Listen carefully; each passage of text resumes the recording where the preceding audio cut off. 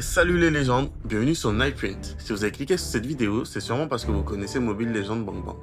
Vous savez, ce MOBA mobile en 5 contre 5, que près de 100 millions de joueurs jouent et kiffent dans le monde entier tous les jours. Vous le connaissez peut-être pour son gameplay ultra immersif, ou ses persos charismatiques, mais aujourd'hui on va plonger dans l'or. Car oui, Mobile Legends a une histoire vieille de millénaires et pour l'épisode 1, les origines de la Terre de l'Homme. Lumière contre Abyss, un dieu suprême, une naissance divine. Accrochez-vous bien, car on plonge direct dans le chaos primordial. Ah et oui, avant tout, j'avais oublié, si vous aimez ce genre de contenu et que vous voulez me soutenir, pensez à vous abonner et à activer la cloche de notification pour rien rater. Maintenant que tout est dit, partons sur les traces des origines de la Terre de l'Homme.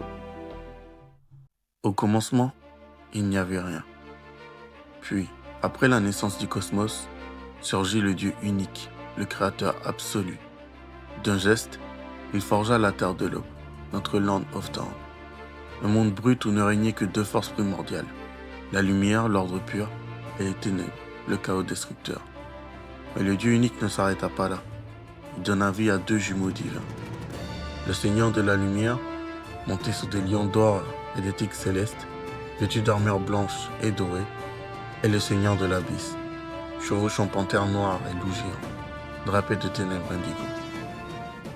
Immédiatement, la grande guerre éclata.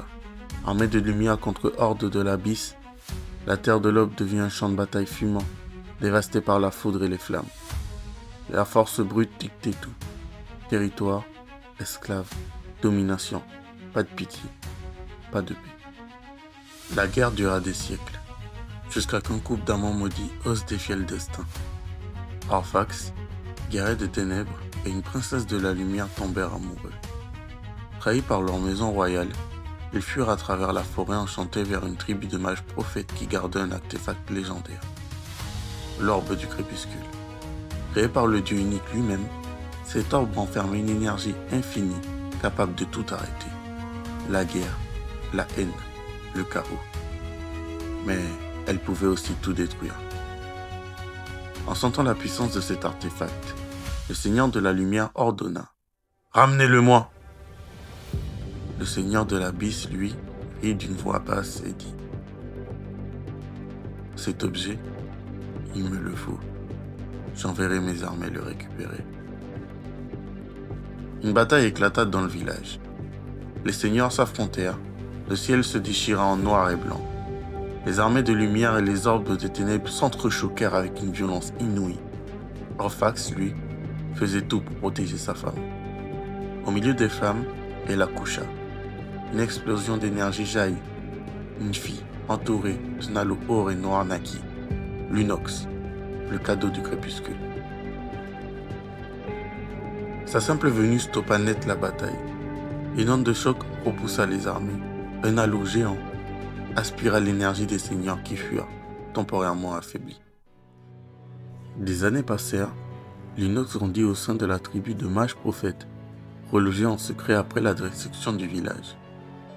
L'énergie du halo noir et or s'intégra à elle. Ses cheveux mi-blancs mi-noirs, ses yeux mi-clairs mi-sombres en firent la star de tous les ragots. Démons, monstres, aliens, on la traita de tous les noms. Malgré sa naissance qu'on disait maudite, Lunox, à force d'exploits, finit par devenir l'héroïne du village. Mais elle était hantée par des rêves bizarres, guerre, orbes, voix divines. Puis, les monstres de l'abysse revinrent. Ses parents se sacrifièrent pour la protéger. Folle de rage, Lunox libéra un pouvoir inédit et anéantit les envahisseurs. Puis s'évanouit de fatigue. Dans un rêve prophétique, le Dieu unique lui apparut.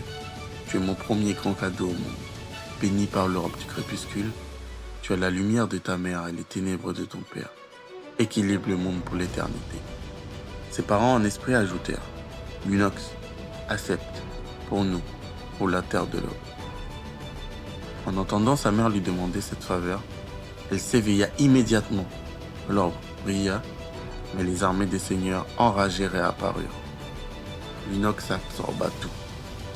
Pouvoir des seigneurs de la lumière et de l'abysse, armée entière, elle décela tous en elle. Une douleur immense, mais une victoire. Les seigneurs, vidés de leur puissance divine, s'enfuirent, encore une fois. L'inox, quant à elle, fusionna avec l'orbe et entra en sommeil éternel. L'orbe tomba alors dans le désert occidental et la paix revint sur la terre de l'homme. La paix, oui la paix, mais pour un temps seulement, car la guerre revient toujours.